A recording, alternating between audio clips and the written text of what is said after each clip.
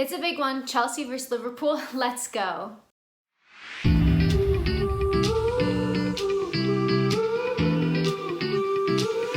Hey guys, welcome back to another match preview. This is Chelsea versus Liverpool, and this is a 6-pointer game, meaning if either team win, they get 3 points, but they also prevent the other team from getting 3 points.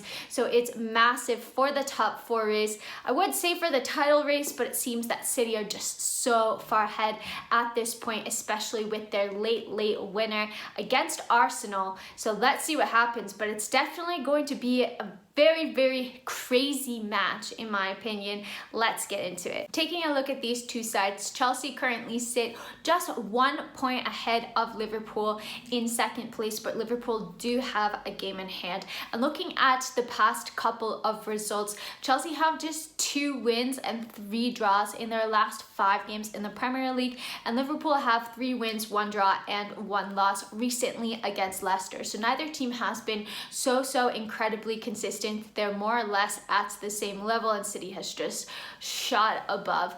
But looking at this specific game, I do think that it's going to be hard for Chelsea, and here's why. Liverpool just lost 1-0 against Leicester, so they're really going to want to put that behind them and make sure that it doesn't turn into a run of bad form and just say that it was a bad game, it was a blip. Here's what Jurgen Klopp had to say in his press conference. "I know how we felt the day after the Leicester game, and I still felt the defeat. It's not bad, but we don't want to get used to it. As a person, you want to show a reaction with your mates and your team, and that's exactly what we want to try." So I think that they're going to make life extremely hard for Chelsea. Liverpool do have a couple of injuries and absences. Andy Robertson is out through red card suspension, and then they also have Minamino, Origi, and Thiago all out. However, I don't think that this is going to affect them so much in the long run. I think that they're still going to be able to put out a really good team. And the thing about Liverpool is, one, I just feel that they have an inevitability about them and they find ways to win games. And 2, they have a really good record against Chelsea at home. They've won the last 3 out of 5 games at Stamford Bridge, which is pretty crazy. And Chelsea have only gotten 9 out of their last 18 points. You put on top of that all of Chelsea's injuries. We have Thiago Silva is out, Reece James is out for at least 2 months, Ben Chilwell is out for the rest of the season. We have Timo Werner is out, Kai Havertz is out, Ruben Loftus-Cheek is out, Conte has been playing through injuries, same with Jorginho. Kovacic has come back just recently. Callum just had COVID and is coming back. There's just a lot going on in this Chelsea side, and especially with the likes of Reece James and Ben Chilwell out, I just feel that Liverpool are going to be able to capitalize on that with their crazy pace in Sadio Mane and Mohamed Salah. I don't see how Chelsea can negate that, but I do think the key to this game is Chelsea trying to negate the pace and the threat that especially Liverpool's attack pose, which is going to be very difficult. And on top of all these injuries and COVID and everything that's going on at Chelsea, and that they've had a poor run of form, you add on top of that the Romelu Lukaku interview with Sky Sports Italia, which was pretty unnecessary in my opinion, and I think it's just adding fuel to the fire at this point. I understand wanting to maybe give back to the Inter fans, get back on their good side, but I just felt that there were a lot of comments made that were unnecessary, especially at this point in the season. I know the context was this was back when he was injured. He was trying to get back into the team. The original quotes were made to sound a bit more harsh, but still, just talking about all of this when he's playing for Chelsea now and some of the things that he said, I just don't see how it does him any favors. I don't see how it benefits him in any way, and I'm sure that the club is pretty upset. I don't know if you guys caught this, but they had a Happy New Year post, and Romelu Lukaku was legit the smallest face in that post. I actually had to search for him because I thought that they had left him out initially. That's how small he is, Chelsea's record signing. So I think that is probably just, it's not going to be helpful. And Lukaku is going to have a lot of talking to do on the pitch, but that probably throws the team dynamic off even more ahead of this massive game. So you have a strong Liverpool team, a team that just lost, that's wanting to get back into it, and obviously there's a fierce rivalry between Chelsea and Liverpool, race for the top four, maybe for the Premier League title, but it seems a bit far gone at this point. And then you also have all of these injuries, COVID, the interview. It just seems like there's a lot against Chelsea at the moment. So let's take a look at my starting 11. How do Chelsea set up to play against this really powerful Liverpool side? So I believe Edouard Mendy is still going to be in the team. He'll go off to AFCON after this. So I think we're going to see Mendy in goal. And then the back line is complicated. Let's start with what I do know. I think that we only have a set number of center backs because Thiago Silva is out injured. So I would play Trevor, and then Christensen, and then Rudiger as that center back three.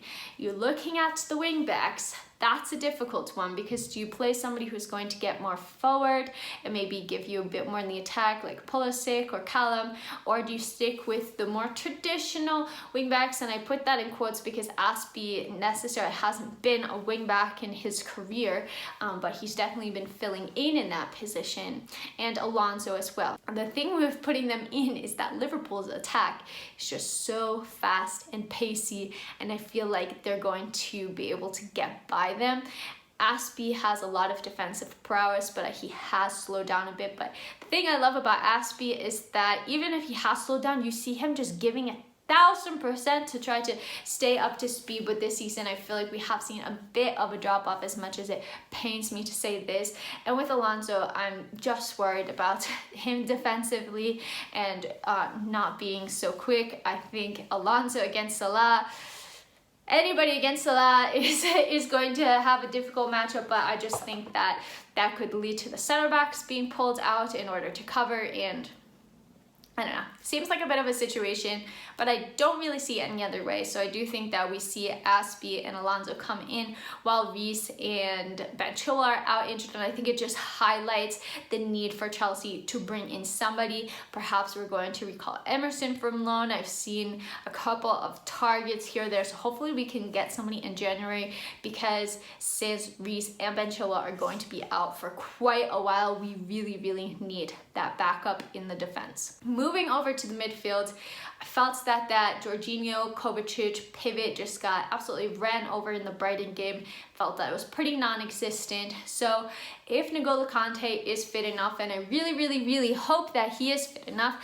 I would like to see N'Golo Kante play this game. It's so hard, because even if he's at 50%, he's just such an incredible player that you want to see him on the pitch, and he does so much for Chelsea defensively, but also attacking as well. I think that he's really underrated in that sense, the way that he moves the ball forward. Maybe he doesn't always pick out the best pass, but I think that he really links the midfield and the attack, and he's gotten better at doing that in the past year or so. So if he's fit, I want to see him play, and probably have Jorginho next to him. I thought that Kovacic has had some good performances against Brighton. I didn't think that he was as good, but perhaps coming off of the bench, he could make an impact. I do think that he progresses the ball really well, and he does link the midfield to the attack, but I'm just like not 100% sure where he fits in just right now. But really talented player to come. Looking at the attack, another place where things get interesting. So I think Mason Mount definitely starts. He's one of the players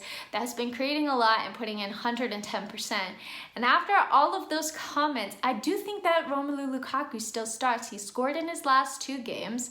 I think he's going to have had a conversation with Thomas Tuchel, especially since Tuchel said that he was not aware that Lukaku was feeling this way, and he found out through the interview. That's a bit crazy, but I do think that he plays, and he's gonna have to do his talking on the pitch and score a goal or 2, win Chelsea the game. I find that really probably difficult for the players. Let's see how Thomas Tuchel handles this situation, because I don't think that it was very good, and hopefully that they can just put it behind them and put the work in on the pitch, and then Looking at that left-hand side, really for me, it's a toss-up between Callum and Pulisic. I don't think that either have done so much. Maybe Callum has done a bit more, but Pulisic has also been playing out of position, so I haven't really been analyzing his performances so much. I don't know why we don't see Pulisic more on the left. I thought that he always looked so strong when he played on the left. And the thing with Callum is that I do feel that he creates a lot of chances, but I don't think that he has the best decision making, and I don't really expect that from somebody his age or with his experience level. But I think at this point we need somebody who we know that we can count on, that's 1,000% going to convert or pick out the right pass. And really none of our attackers are doing that. He has looked to the strongest, but I feel that everybody has been missing chances, but Mason and Lukaku have looked, I think, the most consistent in the past couple of games for me, and that last spot is kind of up to anybody. It's up for grabs at this point, in my opinion. To be honest with you, I'm really not feeling so positive for this game. I don't usually predict a Chelsea loss because I support the team and I want them to win. So I'm going to predict a 1-1 draw, but I just do have a feeling that maybe it's going to be a little bit too much for us to handle tomorrow with everything that's been happening at Chelsea recently. It would be absolutely massive if we could get a result, but I'm not holding my breath for one. So guys, hope that you enjoyed this match preview video. If you did, don't forget to like this video, comment your thoughts, and hit that subscribe button. Thanks so much for watching, and until next time, I'm out.